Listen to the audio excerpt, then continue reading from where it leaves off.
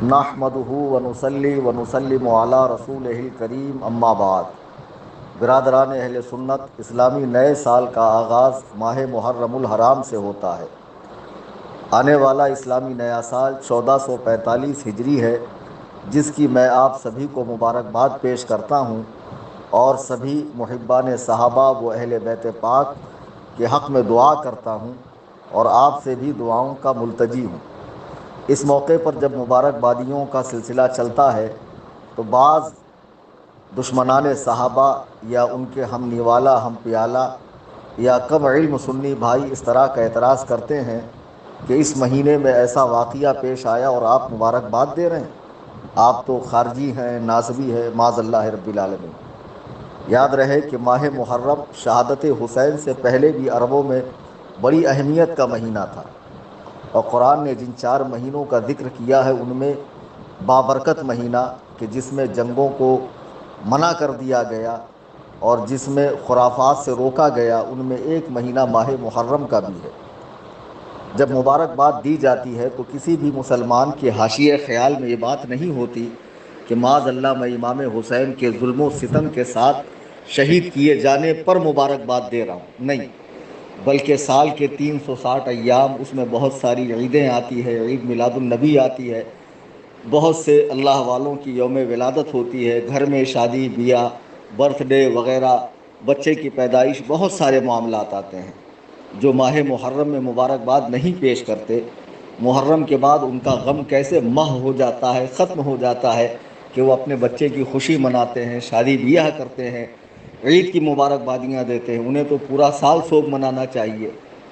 یاد رہے کہ غم حسین یقیناً یہ سنت رسول صلی اللہ علیہ وسلم ہے۔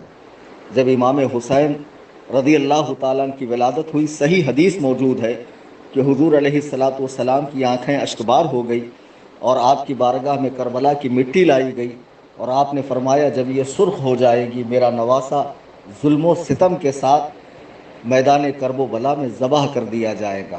تو رسول کریم صلی اللہ علیہ وسلم نے بھی امام حسین کا غم منایا، اور 1400 سالوں سے مسلسل غم منایا جاتا ہے، لیکن غم منانے کا جو طریقہ رائج کیا گیا ہے وہ بالکل غیر شرعی ہے، بالکل شریعت مطہرہ میں اس کی اجازت نہیں ہے۔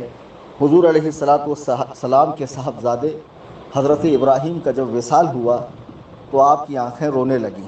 صحابہ نے پوچھا یا رسول اللہ کیا اس کی اجازت ہے؟ حضور علیہ السلام نے اپنی کلمہ شہادت کی انگلی کو آنکھ کی طرف اور دل کی طرف کر کے فرمایا کہ آنکھ کے رونے اور دل کے غم پر عذاب نہیں ہے، ہاں گریبان پھاڑنا، چیخنا، بال نوچنا اور جاہلوں کی طرح پکارنا یہ منع ہے۔ چنانچہ اس سلسلے میں ایک حدیث بھی ہے جو صحیح بخاری میں ہے۔ اللہ کے حبیب علیہ السلام ارشاد فرماتے ہیں، جس کے راوی حضرت عبداللہ ابن مسعود ہے، فرمایا لیس منا من ضرب الخدور وشق الجیوب ودعا بدعوى الجاہلیہ، کہ وہ ہم میں سے نہیں ہے جو اپنا منہ پیٹے، اپنا گریبان پھاڑے، شور مچائے اور جاہلوں کی طرح چلائے۔ اعلیٰ حضرت امام اہل سنت فرماتے ہیں کہ ایسا کون سا مسلمان ہوگا جس کے دل میں امام حسین کی شہادت کا غم نہ ہو۔ آنکھوں کو بہنے کی اجازت ہے، دل کو مغموم ہونے کی اجازت ہے، لیکن گریبان پھاڑنا، ماتم کرنا، تلواروں سے، زنجیروں سے خود کو نقصان پہنچانا، اس کی قطعاً اجازت نہیں ہے۔ آپ امام حسین کی عظیم الشان شہادت، اس کا مقصد کیا ہے کہ اسلام کا نفاذ، کلمے کی بقا، نبی کریم کے دین کا تحفظ، سنت کا احیاء، یہ سارے مقاصد حسین، امام حسین کی قربانی کے مقاصد ہیں، عظیم مقاصد ہیں۔ ان مقاصد کو یاد کرتے ہوئے آپ سبیلیں لگائیں، امام حسین کی یاد میں مجالس کریں، اور جو صحیح واقعات پر مبنی شہادت کربلا ہے اس کو سماعت کریں، نہ کہ ایسے خطیب کو بلائیں کہ جو آپ کی مجلس کو لکھنؤ کا ماتم کدا بنا دے اور جھوٹے سچے واقعات بتا کر آپ کو رونے پر مجبور کرے۔ جی نہیں، جو صحیح واقعات آپ کے فضائل میں احادیث ہیں، آپ کے واقعات ہیں، اسے سنائے اور کس طرح آپ کی شہادت کا واقعہ پیش آیا اور اس عظیم الشان شہادت کے مقاصد کیا ہیں یہ لوگوں کے سامنے رکھیں۔ امام حسین رضی اللہ تعالیٰ عنہ کی شہادت کا غم ہمیشہ منایا جاتا رہا ہے۔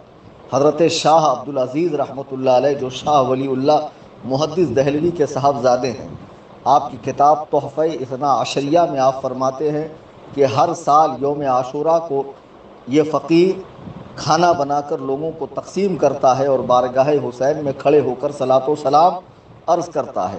ہمارا بھی معمول اپنے بزرگوں کے طریقے پر ہونا چاہیے۔ امام حسین نے اتنے عظیم الشان مقصد کے لیے قربانی پیش کی ہے کہ قیامت کی صبح تک ہم آپ کے احسان کو ادا نہیں کر سکتے ہیں۔ ڈاکٹر اقبال نے کیا خوب کہا ہے کہ اسلام کے دامن میں بس اس کے سوا کیا ہے، ایک ضرب ید اللہ، ایک سجدہ شبیری۔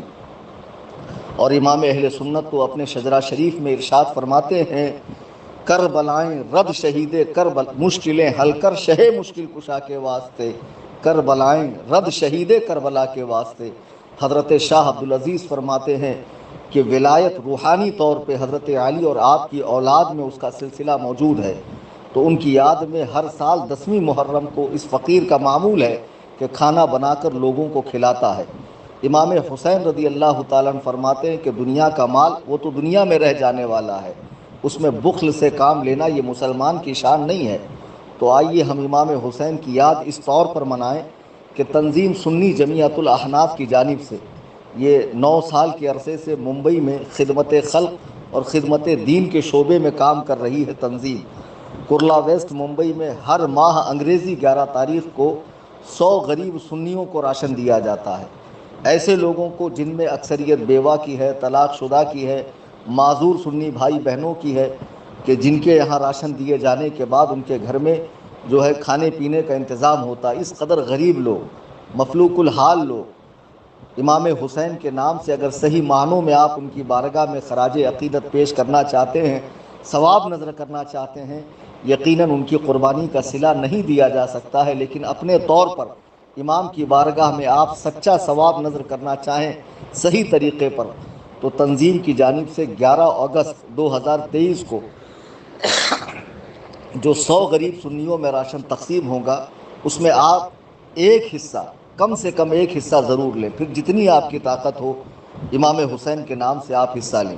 ایک فیملی کا پارسل 1100 روپے کا ہے، اور 1100 روپے میں ان غریب سنیوں کو 10 کلو چاول، 10 کلو گیہوں، 2 کلو تور دال، 2 کلو شکر، 2 کلو 1 کلو مسور دال اور 1 کلو نمک کا پیکٹ، یہ 6 آئٹم دیے جاتے ہیں، اور یہ ہر مہینہ تقسیم ہوتا ہے، اور کسی نہ کسی بزرگ کی بارگاہ میں اس کا انتصاب کیا جاتا ہے، اسے منسوب کیا جاتا ہے۔ اس بار کا راشن نواس رسول، جگر گوشہ بطول، سیدنا سرکار امام حسین علی جدہ و علیہ السلام کی بارگاہ میں ثواب نظر کرنے کی غرض سے دیا جا رہا ہے۔